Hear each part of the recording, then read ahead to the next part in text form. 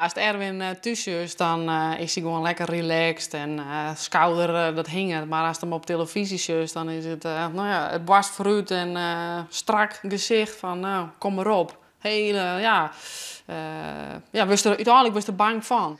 Ik moet zeggen dat ik dit toernooi meer les van spanning heb dan een gewone Europese wedstrijd in Europa League of Champions League. Daar wist ik gewoon wat ze graag bereiken willen binnen dit toernooi.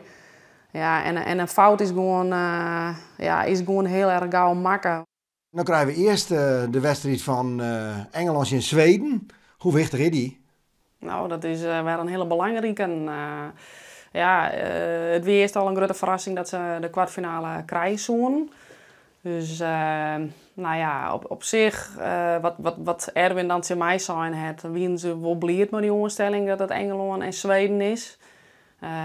Die moeten ze gewoon goed terugkomen. En hun vorm nog steeds tonen laten. Foutloos dan. En dan zie je dat er nog meer in zit voor hun. Wanneer is dit toernooi voor jou een succes?